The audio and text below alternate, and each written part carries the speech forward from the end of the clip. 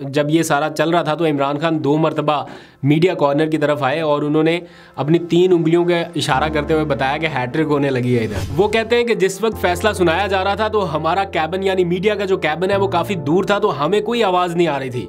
तो इमरान खान ने ऊंची आवाज़ में हमें आके खुद फैसले का बताया कि ये फैसला मेरे खिलाफ आया है। तो मैंने उनसे पूछा कि खान साहब परेशान थे या क्या माहौल था? उन्होंने कहा उसे परवाह ही नहीं है। बिस्मिल्लाहिर्रहमानिर्रहीम, अस्सलाम वालेकुम। पाकिस्तान और दुनिया भर में देखने और सुनने वालों को अब्दुल कादिर का सलाम। आज का ये जो व्लॉग है, टू बी वेरी ऑनेस्ट, मेरा बिल्कुल दिल नहीं कर रहा था कि इस मामले के ऊपर मैं बात भी करूं या ये व्लॉग भी करूं, लेकिन कुछ चीज़ें रिकॉर्ड पर रखने के लिए बड़ा ज़रूरी है ताकि ऑडियंस को भी एक तो पता चलता रहे, रिकॉर्ड स्ट्रेट रहे। और फिर इन मामलात के ऊपर इतना प्रोपेगेंडा, इतनी ज़्यादा चीज़ हो रही है और है ही ये टोटल बयानिए की जंग, तो अपनी कोशिश के तहत आवाज़ उठानी चाहिए और लोगों को बताना चाहिए कि हकायक है क्या। क्योंकि आजकल जो दिखाया जा रहा है वो चीज़ है जो कोशिश है कि ये आप लोगों तक पहुंचे, लेकिन उसमें सच हो या ना हो ये एक अलग बात है। खैर, आज इमरान खान के हवाले से एक और फैसला है, या सज़ाओं की यूँ कह लीजिए कि हैट्रिक हुई। आपको डिटेल पता है, मैं बहुत ज़्यादा तफसील में नहीं जाऊँगा, लेकिन हुआ क्या और अब क्या हो रहा है उसके ऊपर थोड़ी सी बात करनी है।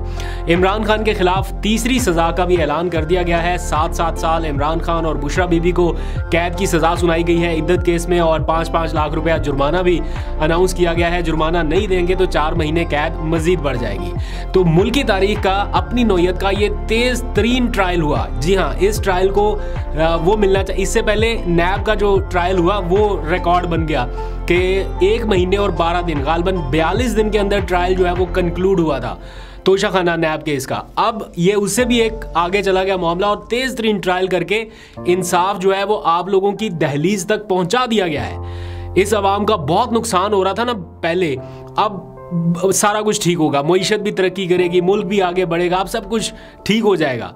फर्द जुर्म आयद होने के बाद एक दिन में 12 घंटे और दूसरे दिन में 14 घंटे तक समाअत हुई, और सिर्फ 2 दिनों के अंदर अंदर इद्दत केस का जो ट्रायल है मजमूई तौर पर यूं कह लें कि 26 घंटों के अंदर अंदर समाअत भी मुकम्मल हो गई, ट्रायल भी कंक्लूड हो गया और उसका फैसला भी जारी कर दिया गया, तहरीरी फैसला भी आ गया। जो कोर्ट को कवर करने वाले रिपोर्टर्स हैं वो बताते हैं कि ऐसा कभी ना देखा ना कभी सुना कि सिर्फ 28 या 24 घंटे के अंदर अंदर पूरा ट्रायल कंक्लूड हो गया। आप अंदाजा करें कि गुज़िश्ता रोज ये सारे कोर्ट रिपोर्टर सुबह 9 बजे अडयाला जेल के अंदर गए हैं और रात 11 बजे ये जेल से बाहर निकले अदालती कार्रवाई कवर करने के बाद। तो मैं साकिब बशीर साहब का व्लॉग सुन रहा था, वो बता रहे थे कि इतना लंबा ट्रायल चल गया कि जो जज साहब थे जिन्होंने फैसला करना था, महफूज करना था, उनके जिस्म पर थकावट के आसार नुमाया थे और वो बार बार जमाइयाँ ले रहे थे, मतलब वो भी थक चुके थे इतना लंबा इसको ट्रायल को चला के। लेकिन उसके बावजूद ये ट्रायल आगे चलाया गया, मतलब अदालती वक्त शाम 4 बजे तक का होता है, लेकिन स्टिल ये रात 11 बजे तक ले जाया गया। जमाइयाँ ले रहे हैं, लोग थक गए हैं, गवाहान भी थक गए, जज साहब खुद थके हुए हैं, लेकिन स्टिल ये ट्रायल चलाया गया कि जनाब आज फैसला महफूज करना है और कल अनाउंस कर देना है, जो कि आज हो गया। तो इसमें थोड़ा सा गवाहों के ऊपर बात कर लेते हैं। गवाहान कौन है जनाब? ओन चौधरी साहब, फिर साबिक शोहर बुशरा बीबी और फिर उनके मुलाजिम। इन तीनों की गवाही जो है वो ज़्यादा अफजल ठहरी या ज़्यादा उनके पलड़े में वजन गया, लेकिन जिन्होंने शादी की है बुशरा बीबी और इमरान खान, वो कुरान के ऊपर हलफ देने को तैयार है, लेकिन उनकी बात कोई नहीं सुन रहा। और एक और पॉइंट ये कि इस केस में ज़्यादा से ज़्यादा जो सज़ा हो सकती थी, मैक्सिमम सज़ा वो 7 साल की है, मैक्सिमम, वो मैक्सिमम पेनल्टी सुनाई गई है। मैं पहले भी 2-3 सज़ाओं के व्लॉग में ये बता चुका हूँ कि बहुत रेयर चांसेस में होता है जब कोई मुलजम कोई इतना ही ख़तरनाक किस्म का हो या कोई ऐसी एक्सट्रीम पोजीशन हो तो मैक्सिमम सज़ा सुनाई जाती है, वरना जजेस जो हैं वो रिलक्टेंट होते हैं कि इतनी मैक्सिमम पेनल्टी जो है वो नहीं सुनाते। 5 साल की है तो 2.5 साल कर देते हैं, 3 साल की है तो 2 साल कर देते हैं, 10 साल की है तो 5 साल भी कर देते हैं, लेकिन इसमें 7 साल की सज़ा थी और वो मैक्सिमम सुनाएगी। अगर 10 साल की होती तो मुझे पूरा यकीन है कि ये 10 साल की होती, क्योंकि इससे पहले भी जो मैक्सिमम अभी देखे ना 14 साल की सज़ा एक केस में सुनाएगी, वो भी मैक्सिमम थी। तो जो मैक्सिमम हो सकता है वो सज़ाएं जो है वो सुना दी गई हैं। ये जो सारी सज़ाएं हैं ये इसलिए नहीं है कि इमरान खान ने कुछ 10 साल या 14 साल या 7 साल जेल के अंदर ही रहना है, ये सिर्फ इसलिए है कि एक मीडिया ट्रायल किया जा सके, एक बयानिया बनाया जा सके इलेक्शन से पहले, और इमरान खान के वोटर्स को यह बताया जा सके कि इमरान खान माली और इखलाकी तौर पर करप्ट है। वो शख्स जिसे पूरा पाकिस्तान सालाना अरबों रुपए की डोनेशन देता है वो शख्स माली करप्ट है, या वो शख्स जो रियासत मदीना की बात करता है वो इखलाकी तौर पर करप्ट है। ये वो बयानिया है जो इस वक्त फैलाया जा रहा है या वन साइडेड नैरेटिव जिसे मैं कहता हूं कि वो चलाया जा रहा है ताकि वोटर्स तक ये बात पहुंचे कि वोट जो है वो इनकी तरफ ना जाए।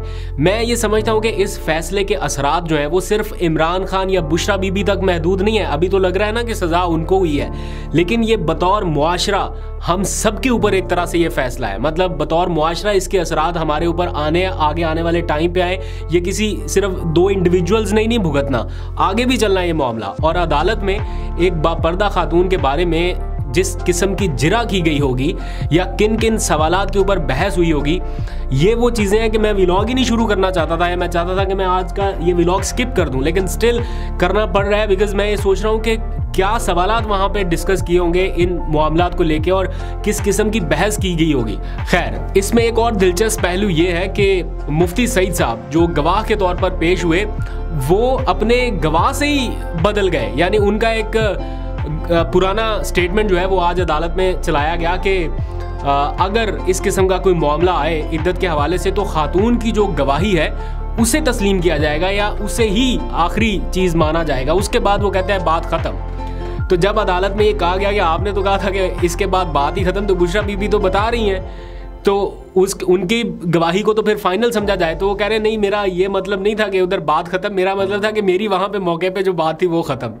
तो वो उन्होंने बात जो है वो गोलमोल कर दी। जो रिपोर्टर्स हैं वो बताते हैं कि वो कोई सही जवाब नहीं दे सके, हालांकि खुद जो मरकज़ी गवाह है इस सारे मामले का वो खुद ये कह रहा है टीवी इंटरव्यू में कि जो खातून होगी उसकी गवाही जो है वो फाइनल मानी जाएगी।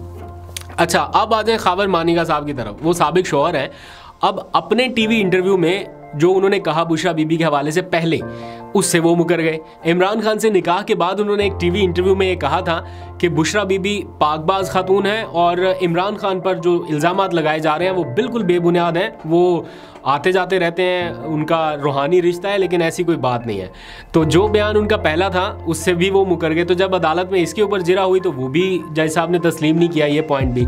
और फिर अगर ये निकाह फ्रॉड है या दूसरा निकाह हुआ है तो ना दूसरा निकाहनामा पेश हुआ, ना कोई उसका सबूत पेश हुआ। महज ओन चौधरी और निकाह खां की जो गवाही है उसको मानते हुए 7 साल की जो मैक्सिमम सज़ा थी वो सुना दी। जब मियाँ बीवी कह रहे हैं, मान रहे हैं कि जनाब हमारा जो निकाह था वो दुरुस्त तरीके से हुआ, तो फिर इसमें फ्रॉड वाली कौन सी बात है? या तो एक फरीक कहे ना कि मेरे साथ इसने ज़्यादती की है या मुझे बताया नहीं या मुझे धोखे में रखा, तो फिर तो चलो समझ में भी आती है। तो इस केस को कवर करने वाले जो रिपोर्टर्स हैं वो बड़े हैरान कुन से दलाइल दे रहे हैं। और एक से तो मैंने अभी पूछा मैसेज करके भी, मैंने उनसे कहा कि उन्होंने बल्कि ख़ुद मुझे बताया कि आज मैं भी जेल के अंदर था समात कवर करने के लिए। तो मैंने उनसे पूछा कि सुनाओ फिर अंदर की कोई बातचीत, इमरान खान परेशान है या डटा हुआ है कप्तान आपका? तो उन्होंने बताया कि उसे तो परवाह ही नहीं है। और नहीं यार, उसे तो परवाह ही नहीं है, कोई समथिंग लाइक दैट, ऐसा मैसेज था। वो साकिब बशीर साहब बताते हैं कि 2 मरतबा इमरान खान साहब उनके मीडिया कॉर्नर की तरफ आए, क्योंकि मीडिया कॉर्नर समात वाली जगह से इतना दूर है तो वैसे ये ओपन ट्रायल, लेकिन आवाज़ ही नहीं आती वहाँ तक। और फिर ऊपर वो उन्होंने पता नहीं क्या शील्ड सी लगाई हुई है तो उनको नज़र भी नहीं आता, आवाज़ भी नहीं आती। तो वो कहते हैं कि फिर जब ये सारा चल रहा था तो इमरान खान 2 मरतबा मीडिया कॉर्नर की तरफ आए और उन्होंने अपनी 3 उंगलियों का इशारा करते हुए बताया कि हैट्रिक होने लगी है इधर। और फिर खावर मानिका जब अपने बयानात से मुकर रहे थे या उनकी जब बयानात चलाए गए तो उन्होंने उसको डिसऑन कर दिया। तो फिर इमरान खान दोबारा आए उनके पास और उन्होंने कहा कि अल्लाह अल हक है। फिर उन्होंने कुछ बातचीत भी की इमरान खान साहब से। तो उन्होंने बताया कि ये 200 के करीब केसेस बनाए गए। ये मुल्क की तारीख में कभी किसी के ऊपर नहीं हुआ कि इतने ज़्यादा केसेस बना दिए गए हों। नवाज शरीफ के ऊपर जो केसेस बने, जो सज़ाएँ हुई, ताहियात नायल हुए, वो सब रिवर्स हो गया।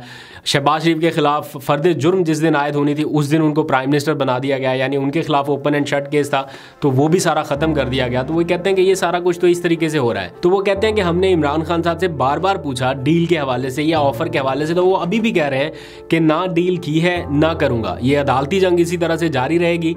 मैं सिर्फ आवाम से ये कहता हूँ कि 8 फरवरी को अपने घरों में ना रहें और घरों से निकलें और ये बात दुरुस्त है, अगर आप निकलेंगे नहीं तो फिर आप शिकायत नहीं कर सकते, आप कंप्लेंट नहीं कर सकते अगले 5 साल तक के जनाब ये मुल्क इस तरह से चल रहा है। आशिर बाजवा साहब ने एक बहुत ही ज़बरदस्त एक डाटा निकाला है, हैरान कुन तौर पे, वैसे तो बड़ी कैलकुलेशन वो करते हैं, उन्होंने एक डाटा निकाला, आपके साथ शेयर कर देता हूँ। वो कहते हैं कि आपको वोट डालने के लिए, यानी ये सोचने से लेके कि मैंने वोट डालना है तो वोट काउंट करने तक आपको मैक्सिमम सिर्फ 180 मिनट, या यूँ कह लीजिए कि 3 घंटे ही बनते हैं ना, मेरी थोड़ी मैथ कमज़ोर है, आप खुद ही कैलकुलेट कर लिया, 3 घंटे का टाइम ही बनता है। यानी ये सिर्फ 3 घंटे आपके अगले 5 साल के 26,20,800 मिनट्स का फैसला करने वाले हैं।